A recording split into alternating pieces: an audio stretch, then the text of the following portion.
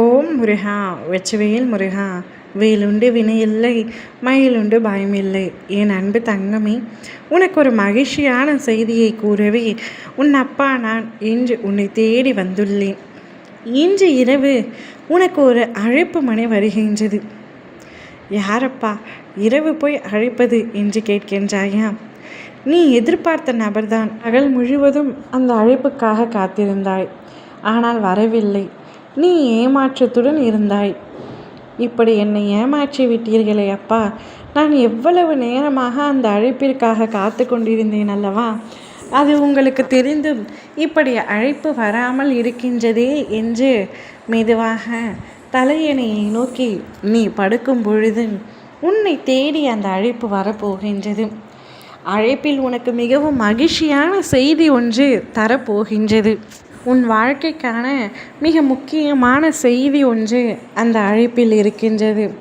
அடுத்து என்ன செய்ய வேண்டும், என் வாழ்க்கை எந்த திசையை நோக்கி செல்கிறது என்று புரியாமல் தவித்து கொண்டிருந்தாய் அல்லவா? அதற்கான பதில்தான் அந்த அழைப்பு மணி. அந்த அழைப்பு பேசி முடித்தவுடன் உன்னுடைய மனதில் ஒரு நிம்மதி பொங்கும். உன்னுடைய முகத்தில் ஒரு தெளிவு பிறக்கும், சிரிப்பு பிறக்கும். நீ சந்தோஷமாக உணர்வாய். அதை உன் குடும்பத்தாரிடமும் சந்தோஷமாக சொல்வாய். என் அப்பா எனக்கு நல்வழி காட்டிவிட்டார் என்று கூறுவாய். எப்பொழுதும் எதையோ எதிர்பார்த்து கொண்டிருந்த உனக்கு இந்த எதிர்பார்க்காத அழைப்பு மேன்மேலும் சந்தோஷத்தை ஏற்படுத்தி தரும். என் அன்பு தங்கமே, வாழ்க்கையில் பல கஷ்ட நஷ்டங்களை சந்தித்து விட்டாய். பல ஏமாற்றங்கள், துரோகங்கள் அனைத்தையும் சந்தித்து விட்டாய். எது வந்தாலும் பார்த்து கொள்ளலாம் என்ற மன தைரியத்தோடு இருந்தாய். ஆனால் ஒரு சில இடங்களில் உடைந்து விடுகின்றாய். ஒரு சிலரின் அன்பினால், அவர்கள் மீது நீ கொண்ட அன்பினால் அவர்களை நினைத்து உடைந்து விடுகின்றாய். அப்படி இருக்காதே. அன்பு எப்பொழுதும் யார் வேண்டுமானாலும் பெறலாம், கொடுக்கலாம். ஆனால் உண்மையான அன்பு என்ற ஒரு விஷயம் இருக்கின்றது.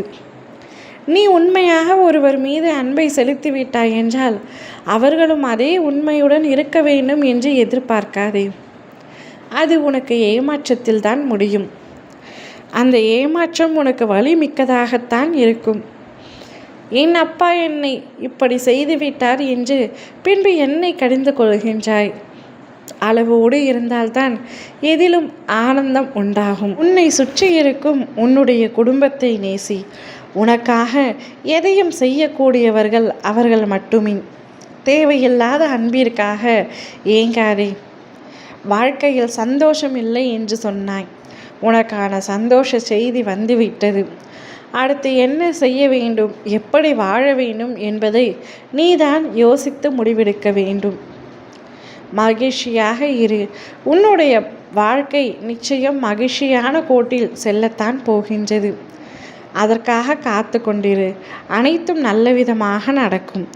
ஓம் முருகா வெற்றிவேல் முருகா.